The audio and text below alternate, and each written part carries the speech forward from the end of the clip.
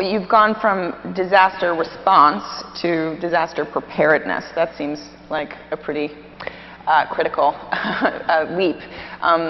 So can you talk about what's involved with that? Yeah.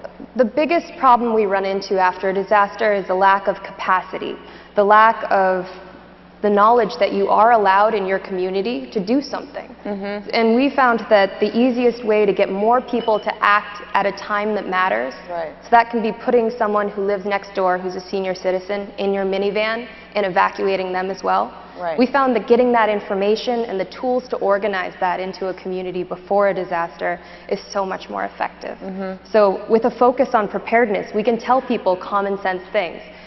Get an extra can of peanut butter and a crate of beans, and that's your emergency kit. It doesn't have to be fancy. It doesn't have to be labeled. It's just common sense information where it needs to be at the right time. Yeah. I think we're all learning that we need to have those drills and yeah, those resources at our disposal. When you started this, you were both students doing graduate work. Is Recovers like a full-time gig now? Are you going to return to your studying, or? So I'm working on my PhD at MIT. I'll be done soon. Science is my. It's not like a clap line. It's just a lot of work.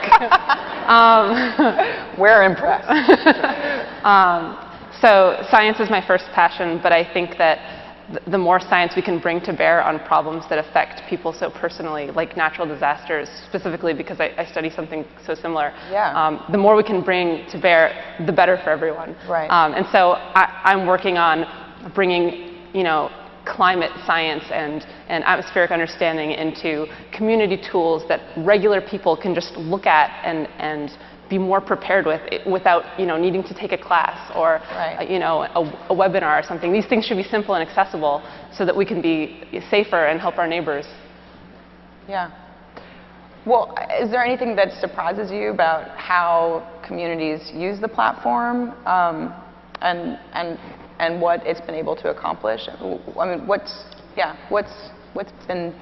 I personally am always surprised by how people use our platform. It's often not in the way we intended it to be used, which does two things. It tells us we've done something wrong and we need to fix it. Mm-hmm. And it also shows us a better way to do it. Mm-hmm. So we call it stress testing. And it started last April with our very first version of the software. We flew into a tornado recovery in Texas and handed them the software and said, go. And then it was terrifying. Stress applies to you in that situation. Right. You're watching a community try and use something that's untested, but the best practices we see people create on the ground are what get translated and then spread into other communities. And the point is, we don't know the answers for your community. If an earthquake or a hurricane hit you right now, we don't know what your closest shelter is or right. where the closest medical shelter is or where the pets go. But you do. So if we can provide you the best technology to answer those questions on your own, everyone wins. And then we don't have to be on the ground. That way we can scale far faster across the country. And so we're just trying to build, give technology to people so they can be the experts, because right. we certainly are not. Right.